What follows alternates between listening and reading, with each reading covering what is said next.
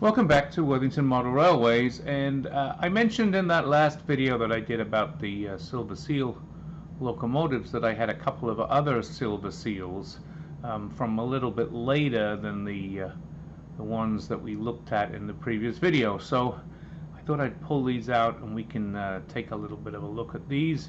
There is an Evening Star and there is an Oliver Cromwell.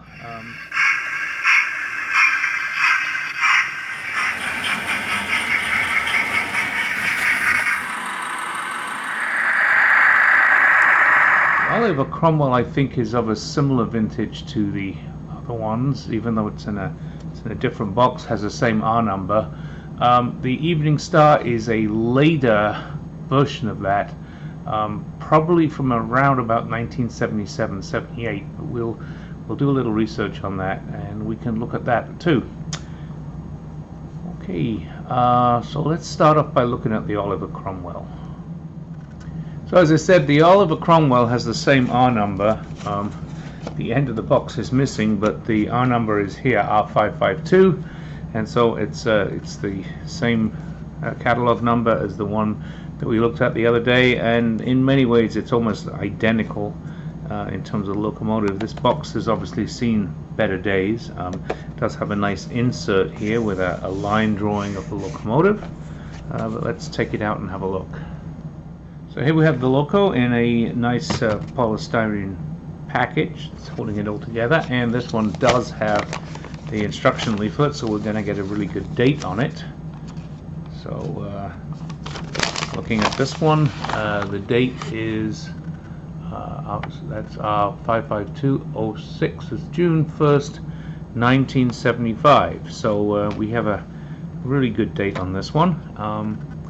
And to say it's not really that different to the one that we looked at the other day, but there are a couple of minor changes that we'll look at. So let me get it out of the box and we can take a look at it.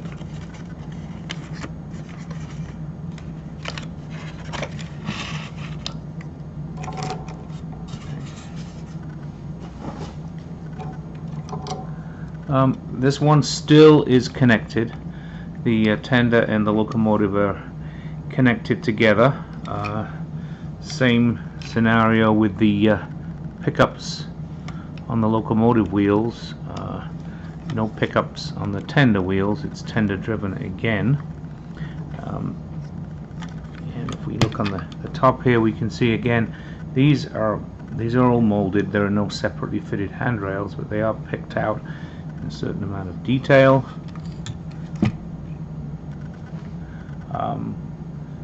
Probably not a lot else that's different between this particular one and the one we looked at before.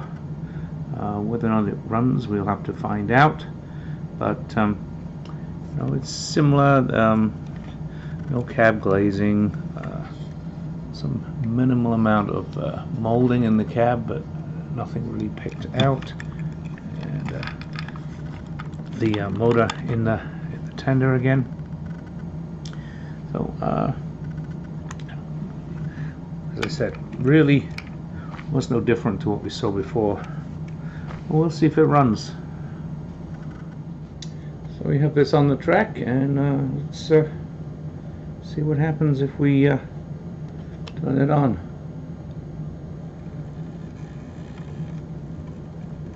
Yeah, this is running. Obviously some noises in there, so once again some lube and oil.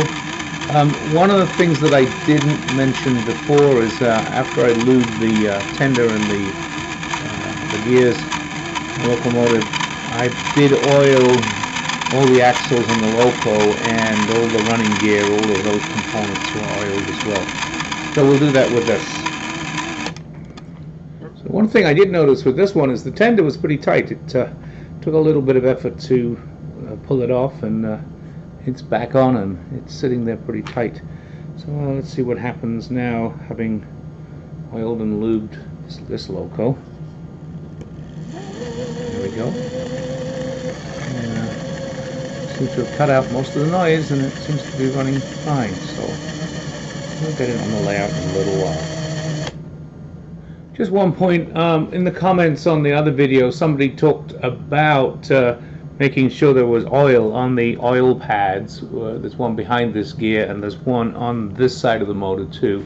I did oil those, and maybe I didn't make that clear that as well as applying the grease to the gears, I also put some of this light oil onto the pad on each side of the motor, and that actually is the thing that for the most part fixed that squeaking noise that we had on some of the other motors.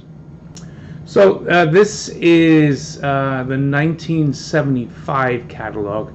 You'll still see it's our 861 for the Evening Star, and it still has that shiny finish to it.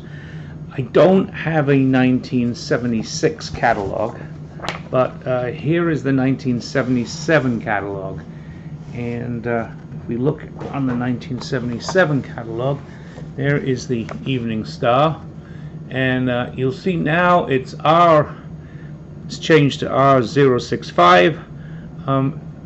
In the picture it still looks to have that lacquer and be shiny, but I'm not sure that it actually was.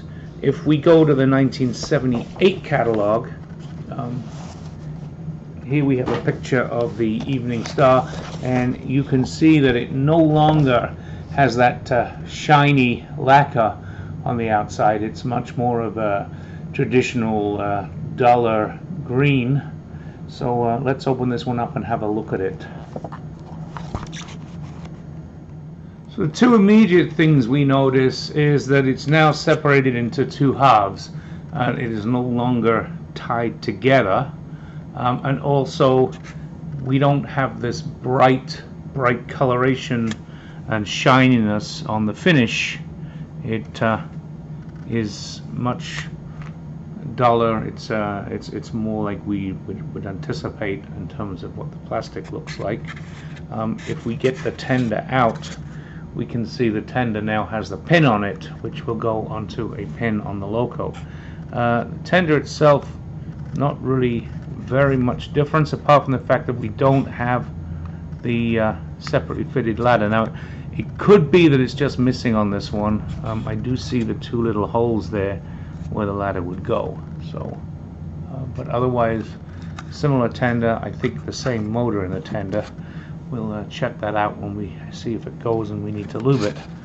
The locomotive itself, really again, there's very little difference. Still has the molded handrails that are not picked out.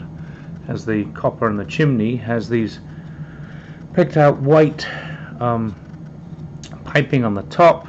And if we look on the other side, once again we have the copper and the fairly complex molding on the piping underneath there. Otherwise, I mean, it's pretty much an identical Loco. The pickup arrangement is a little different. Not quite sure what they changed there, but obviously they changed it slightly in terms of the location of the pickups on the underside of the locomotive. So there we have the slightly more modern Evening Star. So let's see if this one will run. So let's try turning this one up and see what it does.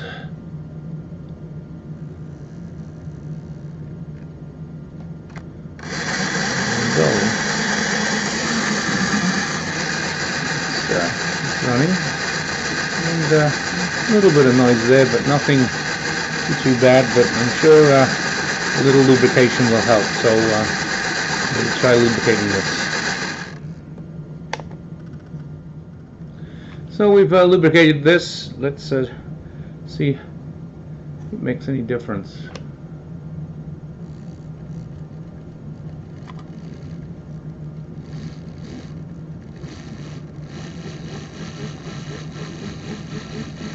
Kind of a little bit better. We'll see how it does after it runs in a little.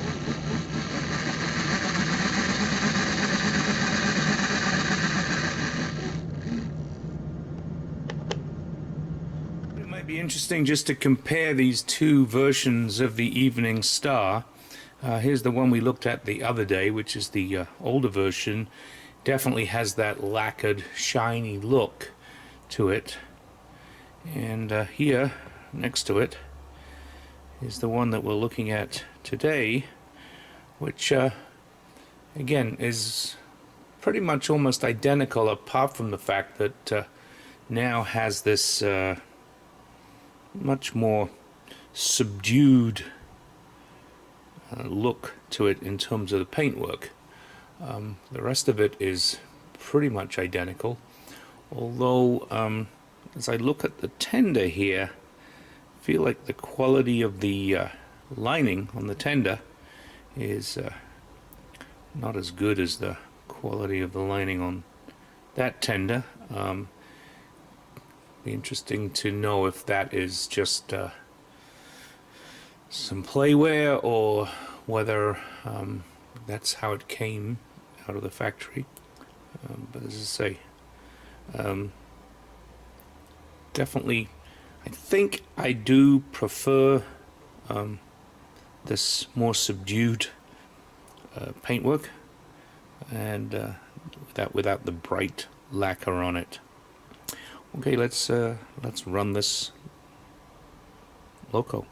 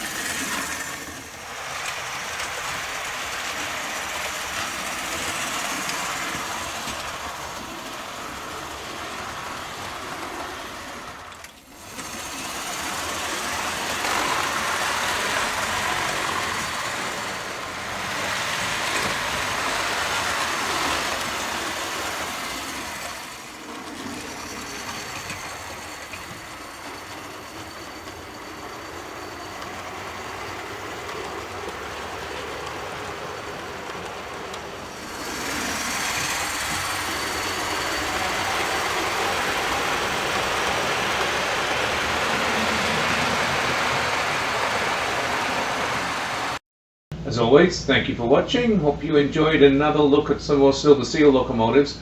We'll dig out some other locomotives, and in this box there is probably a good 10 to a dozen different locos from 70s, 80s, 90s, so I'll dig some more out, and we'll look at those in due course. Please like the video if you liked it, subscribe button to the top right, another video to the top left.